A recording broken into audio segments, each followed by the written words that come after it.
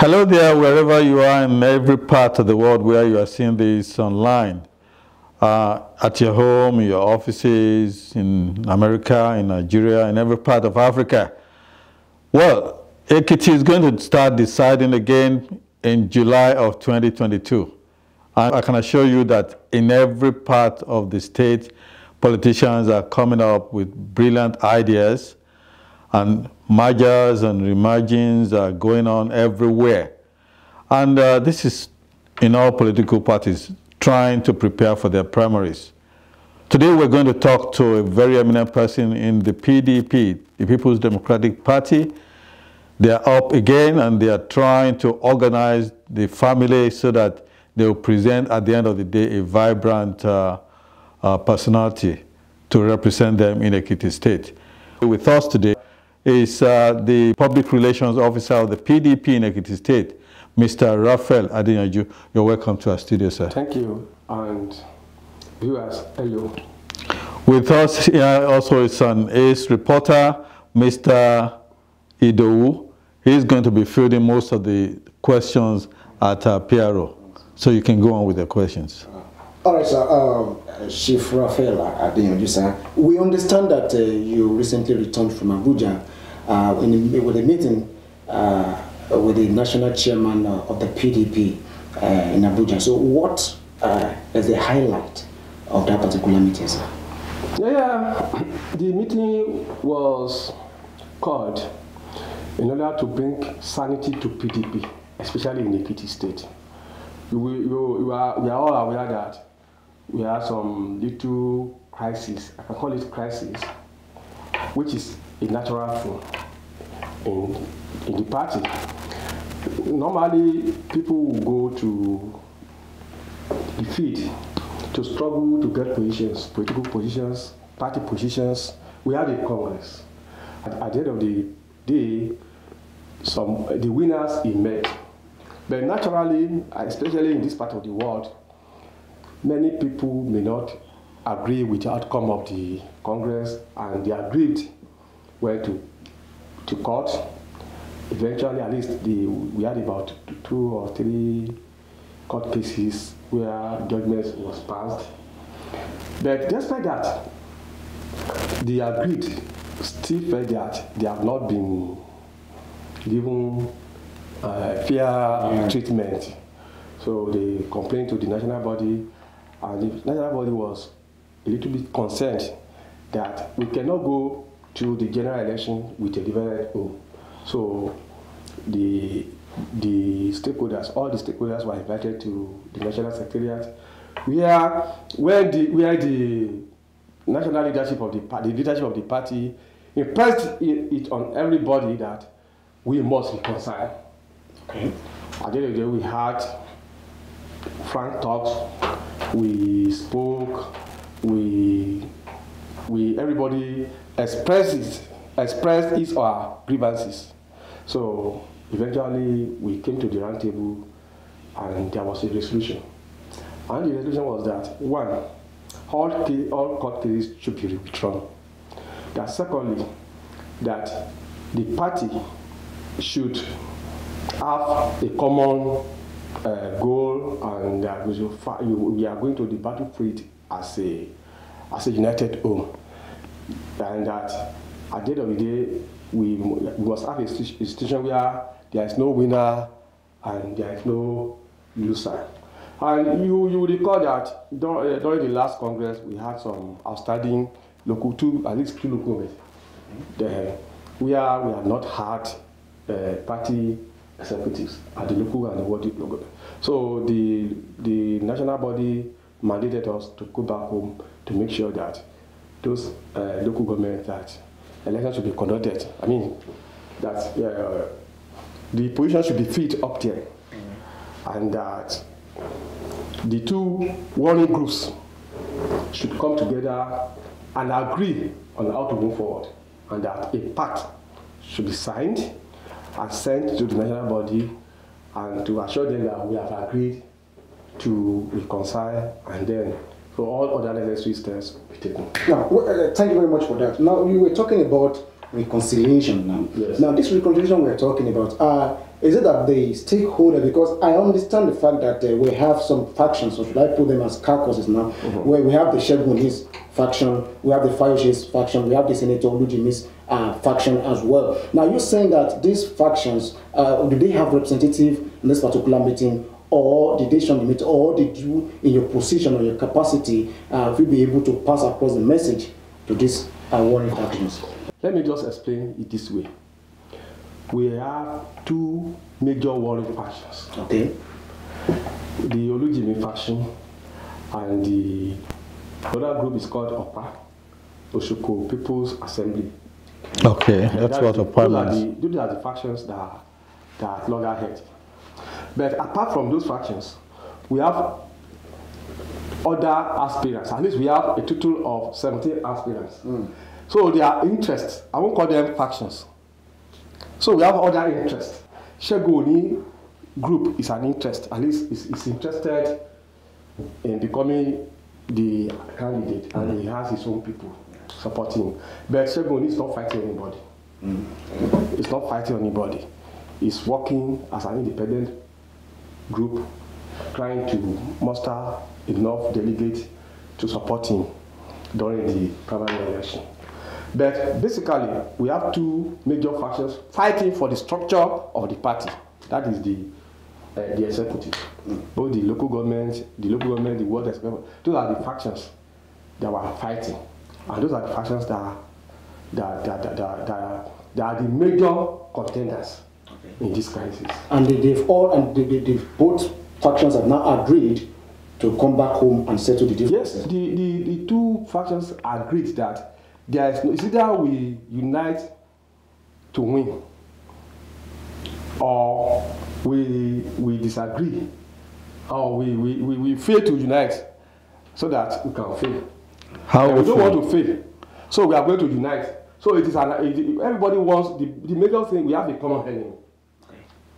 We have a common enemy, and that common enemy is the ruling party.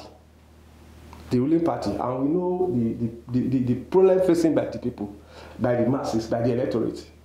We know that people are not happy with the present state of things, and all this thing must be corrected. The electorates are looking up to the PDP to rescue them from the present tragedy. And if we fail to agree to rescue power from them, that means we have failed the people. People are looking up to them, and we cannot afford to fail them. So we must come together to surmount our major problem, which is the APC. Chief Adeyemi, sorry. Considering these two characters of these two parties, how hopeful are you, or what percentage, how would you rate your hope in having them united to have a candidate? Yes, I want to categorically tell you that the problem is almost 90% solved. Okay. Yes, the two parties agreed that whatever decision taken by the party leadership at the national level will be accepted by all of the groups. Okay. Then the two parties agreed that we must unite. The two parties agree that this matter is a matter of give and take. You can't take everything, you must give something. So there's going to be a compromise. Now let me add a follow-up. The mindset of everybody is that you can't take all, and you have to give something. But I want to tell you that it is not the ultimate. It's not the at least the major, you can say the major, as it is now, the present crisis borders on the structure of the party, the ESCO. Okay. But that ESCO is just a means to an end. The reality is that everybody wants to control the structure of the party in order to have your candidate emerge. But if the purpose of this kind is just about having somebody to become the governor, it's something that can agree and iron out on how to do it. But one thing I see is that the head of the Oshoko People's Assembly is not going, he doesn't want to become a governor anymore because he cannot. Whereas the other group has a leader that wants to become a governor. Do you think the upper group would allow her to want to become a governor? Let me tell you something. Whoever is going to become the governor is going to emerge through a free and fair democratic process. There is not going to be any imposition. There is not going to be, I don't know what. So consensus is out of it? No, consensus is out of it. Okay. So we are all going to have a free and fair primary where where our candidate is going to be acceptable to the majority of the people.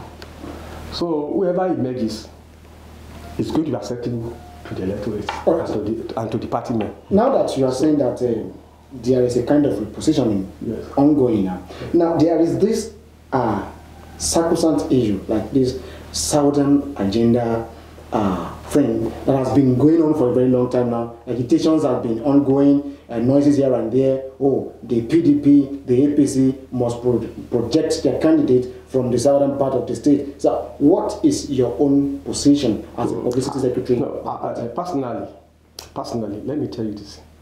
If we are saying we are not going to have consensus, we are not going to have, what do you call it now, imposition. If you zoning the position to a particular zone is a form of consensus and imposition. Because when you zone to a particular zone, that means you have excluded other people from the remaining zones. So that's a form of imposition. Because you are telling people that they have no right to contest. And we don't want to do that. Everybody is going to be given the equal opportunity to contest as a member of the party. And whoever emerges is going to emerge as the candidate of the party, not a candidate of his own.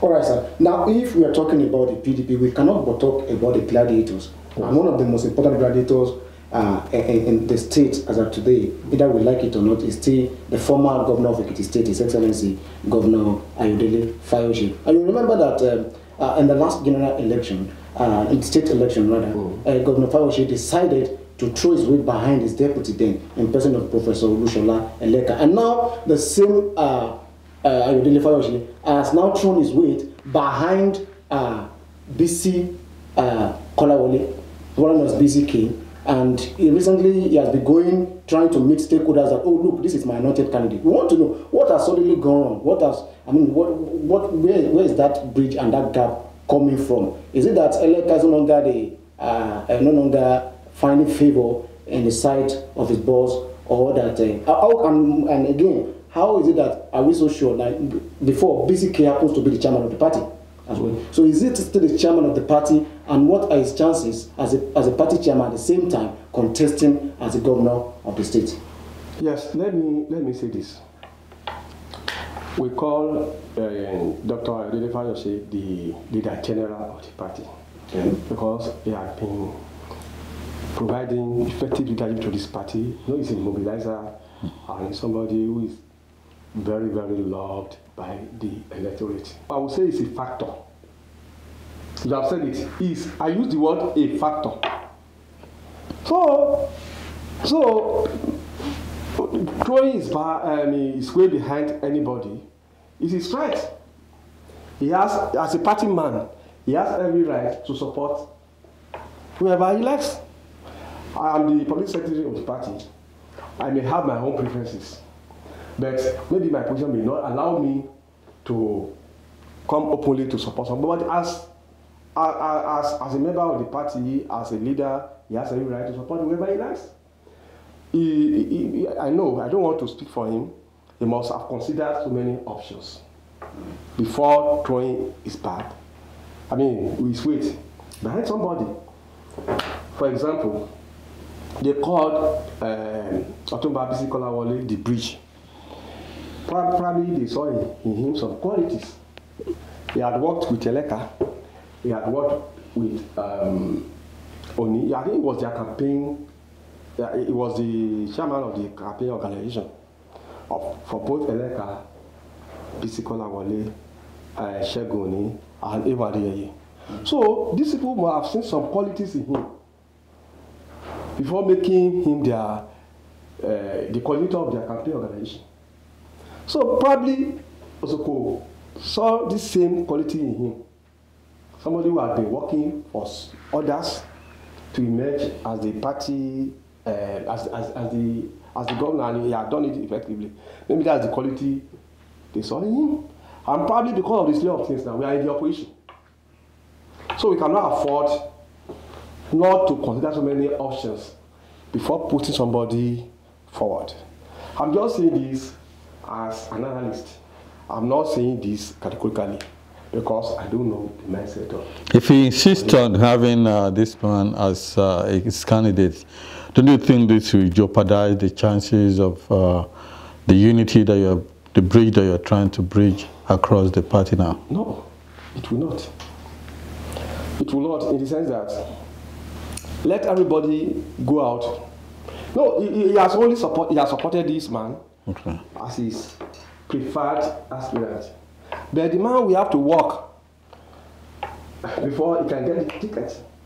Any other person can as well go to the field and work for their ticket. But if they know that they have a formidable enemy in the former governor who are supporting somebody, I think I would rather suggest they go to him and iron out things with him. So we can have consensus so that they will be smooth.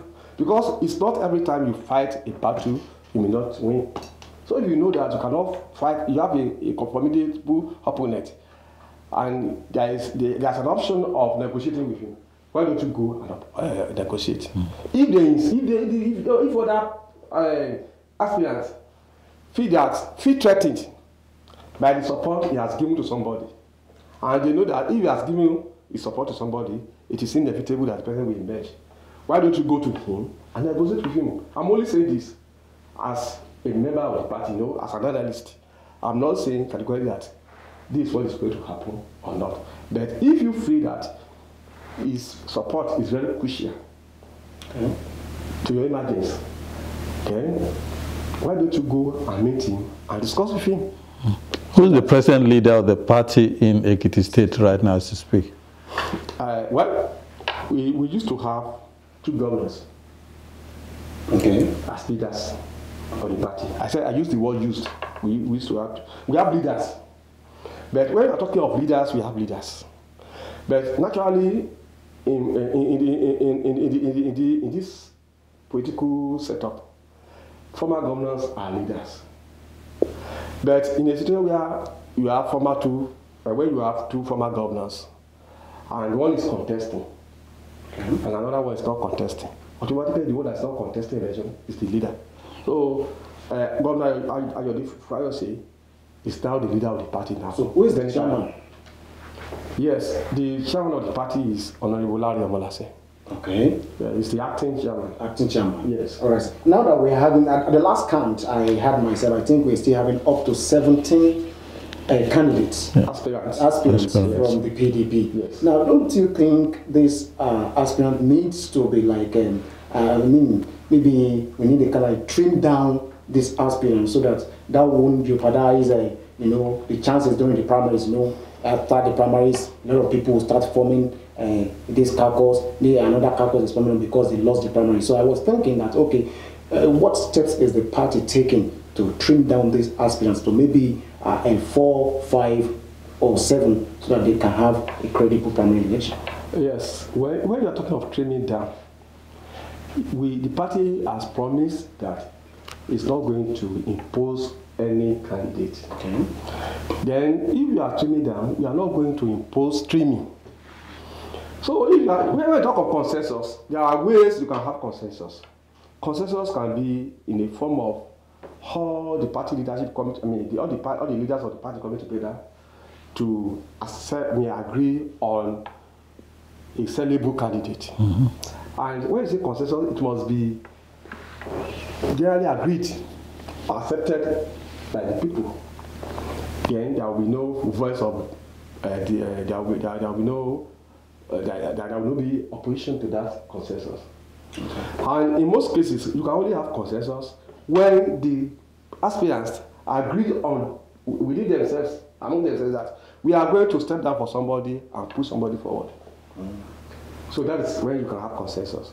So I don't want to rule out this issue of consensus among the aspirants. Okay. So if they agree, if all of them agree to present somebody, okay, it's all well and good. But if some of them want to step down for another and support some group, it's okay. But I want to tell you that having this large number is an advantage. Okay. Yes, because it gives the party more strength. It gives us more publicity. All the aspirants have gone to their various wards, various local government and their geographical zone to mobilize people to support them. So it energizes the party. People know that we have people in the party, and it is another sign that the party is very popular. There's something about parties when you know that a party is not likely going to win election. You are not going. It will be very stupid for anybody to commit your money and resources to it. But when you see people committing their money, struggling, canvassing for positions in the party, it shows that that party has a lot of potentials. That party has a lot of prospects. That is why people are going there, committing their money. It's not that they want to waste their money. No, they know what they see. Do you think the other political parties, especially the currently ruling party, do you think they are taking advantage of the divisive situation in PDP now? They have no advantage to take because their problem is even bigger than ours. We have so many groups here. We have the Talk group. We have the Swagger group. We have the MOB group. We have the now recently there is a sort of an imposition going on in the party. The party, the state governor has an anointed candidate, and so many people within the party are not happy with the support given to they call him Bao, this Bao group. That's his anointed candidate. The anointed candidate of the governor, because people fear that the governor is using the state resources to promote his anointed aspirant. And there's many other aspirants who are not happy with, and they are ready to fight it out with the governor. So they have no advantage to take because it will surprise you that we are own. In our own case, it is easy for us to reconcile. Yeah. But I don't know who's going to reconcile them now. All right, fine. Let me take you up on that aspect. When you said they're having issues, now you know that. And let me just say, because maybe they are still the ruling parties, give them an edge over others. Now, how do you see the chances of the PDP in the Goodbye election? The chances are very bright because we have a very weak opponent. The present government has made our job very, very easy for us. We have a very unpopular government in the state now. People are yearning for a change. People want to be freed from this bondage. The state, as it is now, it's like it has no direction as it is now. We don't even know who the governor is. The governor is not really available. It's not always present in the state. And even the deputy governor, you cannot even find his voice. The only physical person in this government is the first lady. And people did not even vote for her. People knew those they voted for. If actually people voted for them. Sorry, If actually people voted for them. But the people who is supposed to be, who is supposed to be the governor, people know who should be the governor or the deputy governor. But when the two of them are not available, and what do you feel? So your party did not participate in the last local government elections. Yes. And there's this noise. They have the LCDAs as well. Yeah. So why is it that your party excused itself from the local government elections? I've stated that severally. We had our reasons for not taking part in the election. One, we knew that the result of the election was already predetermined.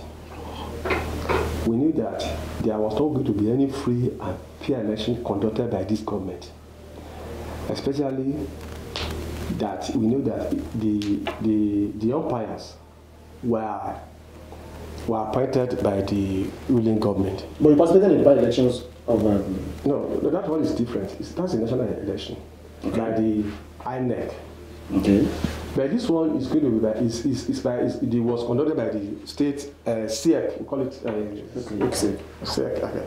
So we knew the panel was constituted by the state government and APC government, and we know APC for what they are. One, they are allergic to democracy. Two, they have a penchant for unleashing violence on the people.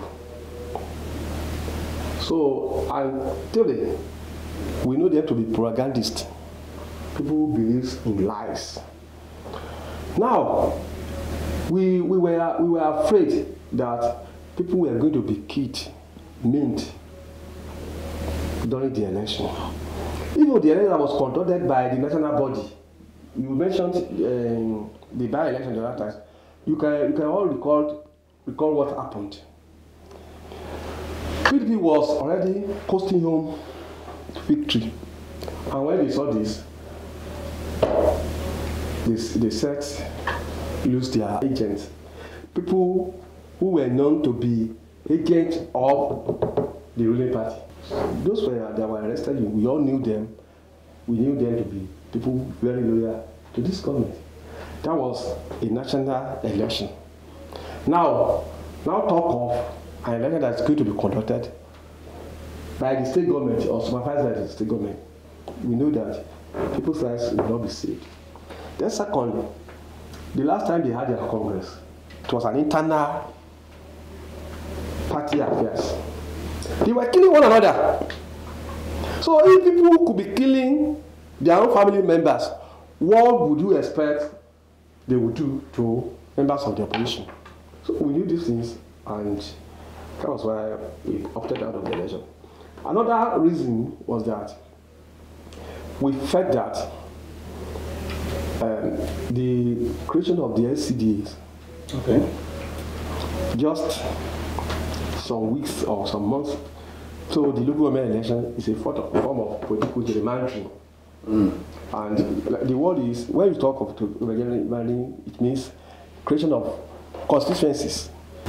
So they deliberately created all those things in order to favor them. So we knew that it was a gimmick. It was a gimmick. So the people in support of the LCDs? Yes, we felt that that the government should be brought very, very close to the grassroots. We agreed. But when you did it in a way to defraud the people, we don't agree. For example, the existing local government are in a state of despair. When you look at what is happening in the local government, you won't be very happy. One, the local government are highly underdeveloped. Since the inception of this government, no local government can boast of placing a block on another block. Go to the secretariat. You see, they are in a very terrible condition. As any local government chairman inaugurated any project in the government, in the local government, I want any one of them to come out and tell me this is a project we have executed in the local government. What can you project to happen if PDP comes in, say, July next year? Would you dissolve these local councils? No. You know, this is a very sensitive issue. Some people are emotionally attached to these LCDAs. Okay. I know. We call the people, if they feel they can sustain it, there's no problem. But as it is now, we just see it as a way of because we have about 16 local governments, and we don't know what is happening to their location. So the chairmen were just paymasters. They pay the salary of the workers and pay and that of the political functionaries, and that is the end of it. Talking about the sustainability, that it's so. And let me tell you something about the local government the SCD that were created. They were created and given to the people to develop on their own. Okay. In my own local government, or the SCD that was given to my own community, the people had to erect structures, build houses, put furniture, and another thing. The state government committed nothing. So what are you talking about? So in such a situation, such a community will not be happy to lose that SCD because it's their project. The government has not done anything as a contribution to the SCD, although they gave them news. That was the only thing they gave to them. So they would rather that the incoming government. So I don't know how they are going to inject something. We look at it. We look at how it will be run, and if it is sustainable. We have to call the people. It's not something we can just do anyhow because it's a very sensitive issue. Because all the communities will be invited. If it's okay with Ekiti people, it's okay. All right, sir. So we cannot. There's nothing we can do. All right. Finally, sir, how will you rate the administration of Governor John Kennedy Fayemi on a scale of 100? This is an unfair question. It's quite unfair in the sense that, as a matter of fact, I would have preferred you going to the street to ask the people to rate the government. Because if I rate them now, as a member of the opposition, they may not see me as an objective assessor. Yeah. But the truth of the matter is that if you don't want to see assess, this government is a monumental failure. That is my comment. So if I ask you another one to compare him with Dr. Fayose, how would you? Another unfair question. The truth of the matter is, no, it's something the Yorubas have a way of explaining this. It's something that you can see, not that you perceive through your. Go to the streets. Almost all the structures, all the facilities we have on Grand Ekiti were either constructed by Governor Levi Fayose or Shegun. That's just the truth. That's just the truth. That's just the truth. This government tries some propaganda, lies, deception. So you can't compare them with any progressive government. Chief Raphael Adeyanju, Publicity Secretary. I'm sorry I said PRO when I started. Yes. And I didn't mean to derobe you by not putting Chief. Call me Honorable Raphael Adeyanju. Okay. You've really impressed us. And I'm sure our viewers online, because this is Puff Television is online, and that makes it easy for everybody around the globe to watch what you have just told us, the preparation you are making to ensure that PDP gets on the ground again and do the wonders they've done in the past. Yes, so we're happy you have educated us this far. We'll bring you back someday as the whole primary thing proceeds. We want to know about the reconciliation efforts that people have been able to make and where exactly you think you're going. Thank you for coming on here. God bless you. Thank you, Mr. Is on course, and I'm very, very optimistic that it's going to yield a very good result. Thank you very much. Viewers of Puff Television Online, stay online every time. We want you to continue to know what is happening in Ekiti State and in other parts of this country. Thank you for watching us. People of the Fountain.